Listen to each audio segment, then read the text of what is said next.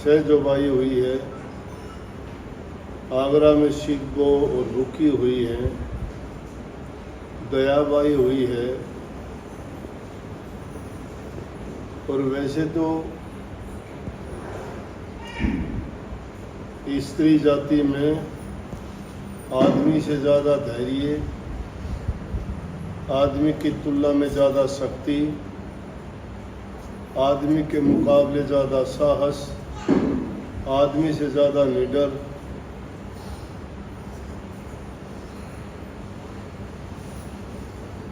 ये मातृ शक्ति है। और भक्ति के मामले में अगर देखा जाए तो आदमी की तुलना में कहीं भी नहीं ठहरता।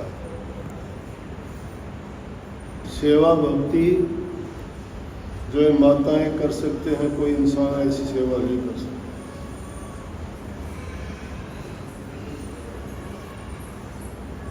तो मीराबाई जी का शब्द था ये, ऊंचे घराने में, राजघराने में हुई थी। बचपन से शौक था भक्ति का।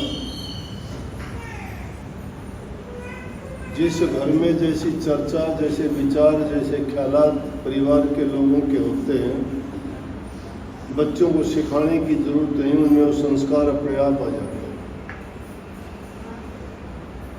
उनके घर में भी गुरु भक्ति थी, परमात्म प्रेम था,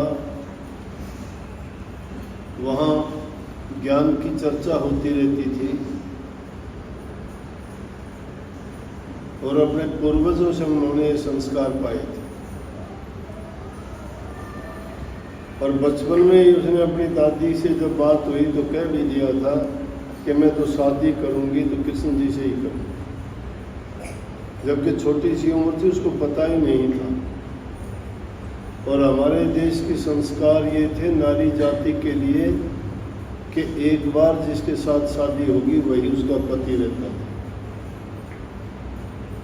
चाहे वो लूला था, चाहे लंगड़ा था, चाहे अंधा था, चाहे गरीब था, चाहे कोढ़ी था, चाहे कंगला था, चाहे बीमार था। स्त्री जाति की एक बार शादी होगी तो होगी। वो कहते थे, अपने कर्म पे छोड़ देती थी कि मेरे भाग्य में ये लिखा था। और ऐसे ऐसे भी एग्जाम्पल मिलेंगे आपको कि उन्होंने अपने कोढ़ी पति की भी सेवा करके कोढ़ दूर कर दिया। और उनके भी अपाहिजों के साथ शादी कर दी तो पीठ पर बैठा के जाओ कहते वहां लेके जाती। ये ऐसे संस्कार जो इंसान में नहीं होते। इनमें तो पितृभक्ति के लिए बहुत है। अगर उनका नाम लिया जाए, श्रवण कुमार का है, बड़ी माता पिता की सेवा की। श्री रामचंद्र जी का है, पिता ने हुक्म दिया, वनवास चला गया 14 वर्ष के लिए। ये नहीं कहा कि मैं नहीं जाऊंगा। आज का जमाना हो तो कोई अपने पिता की बात मानता ही नहीं।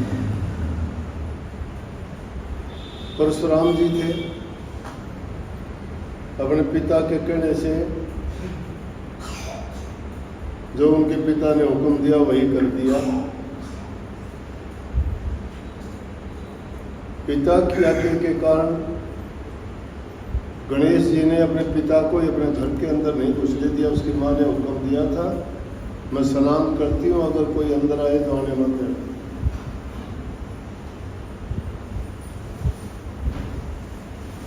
लेकिन आज तो ये वाणी थी मीरा जी की, तो मीराबाई भी अपनी सहेलियों में बैठ के चरखा काटती थी। जैसे कबीर साहब भी ताना बनते हुए कहते हैं ना कि मैं ताना नहीं बनता, ताना बनने की मुझे कहाँ फुर्सत है, मैं तो राम नाम जपता हूँ। लेकिन काम ताने का करता है। लखमा माणी बोलता है कि एक बारियों बोले रहा है राम सुमर मेरा भाई, कुआं बाता है राम के नाम लेता है। धन्ना भगत खेत में काम करता है, राम नाम का नाम लेता है। मैं बोलो ढोला मन के पता राम का, राम नाम करते जाना को नहीं भाई, लेकिन राम का ही नाम लेता है और काम खेत में करता है।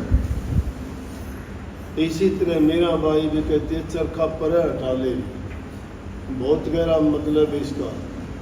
चरखा काटना, चरखा सब काटते हो, आप भी काटते हो, लेकिन उन्होंने इस ढंग से उस चरखे की बढ़ाई और गीत गाया है कि चरखा क्या, कैसे चरखा, क्या चरखा काटूं।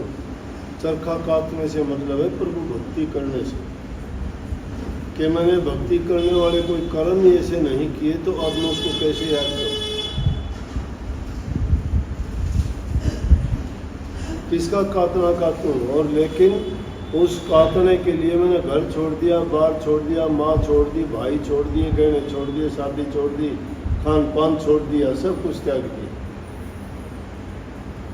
घर परिवार ऊंचे कुल की है, वो कहते हैं कि कुल को बट्टा लगाती है मेरा, ऐसा ना करते। बोले कि प्रभु की भक्ति करने से अगर बट्टा लगता है तो लगने दे, मुझे लाज नहीं है। प्रभु के प्रेम में कहती है ना कि बांध घुंघरू मेरा नाची। उन लोगों की फड़क मिटने के लिए घुंघरू और बांध लिए कि कभी कोई यूँ सोचता हो कि मैं शर्म लज्जा से नहीं करती।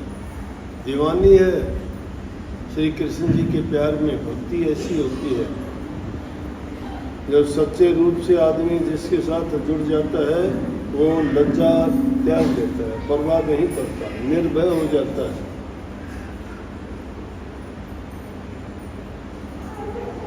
और श्री कृष्ण जी के लिए विरह के गीत गाए हुए, और विरह जब जाग जाती है तो हर चीज को वो अपने उसी चीज से, बैराग से जोड़ती है। अगर पपैये की आवाज सुनती है तो कहती है पपैया रे पीऊ पीऊ मत ना बोल, पीऊ पीऊ मत ना बोल।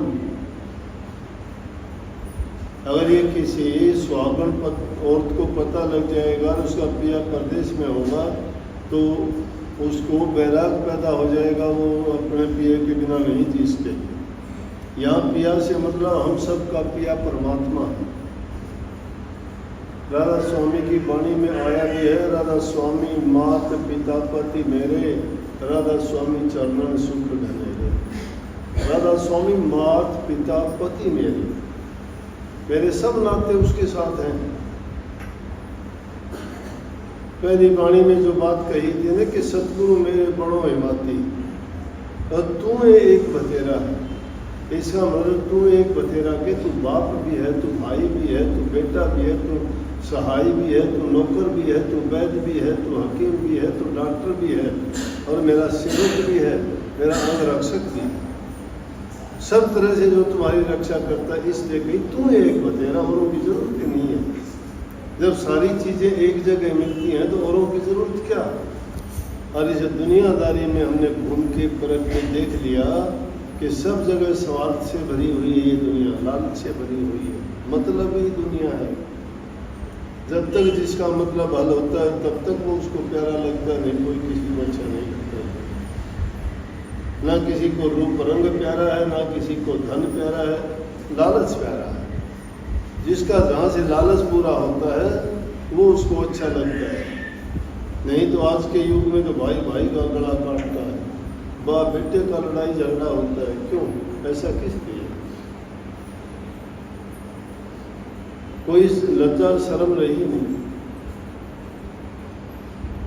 जमाना था कि गलत बात होती तो भी बेटे की आंख नहीं उठती थी पिता की तरफ। आजकल तो टीवी में, अखबार में क्या क्या सुनते हैं, क्या क्या देखते हैं।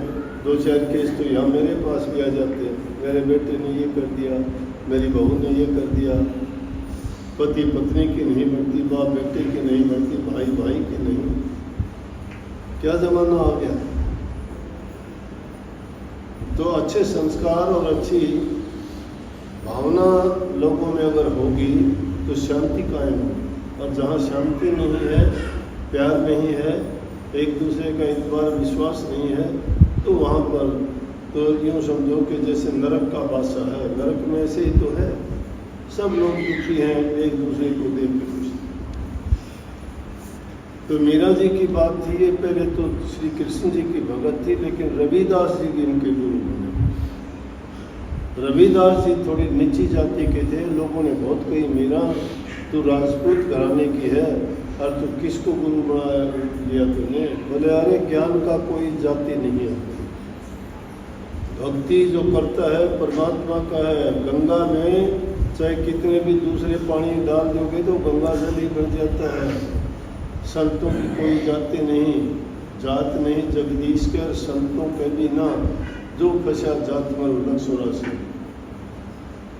रविदास जी को गुरु मान के और उन्होंने भक्ति की, पूरा श्रद्धा, यकीन और विश्वास, दृढ़ संकल्प के साथ। क्या क्या नहीं किया गया उनके साथ? जहर उसको पिलाया गया, सांप उसको दे दिया गया, लेकिन जहर को भी हजम कर दी, सांप के विष का भी उसको असर नहीं हुआ। क्यों?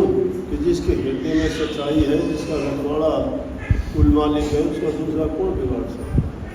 तो सच्चे मन से अगर तुम भक्ति करते हो तो तुम्हारे मन में विश्वास, अपने इष्ट के प्रति दृढ़ है, तो दूसरी चीज़ें तुम्हारा कुछ बिगाड़ नहीं सकती। राधा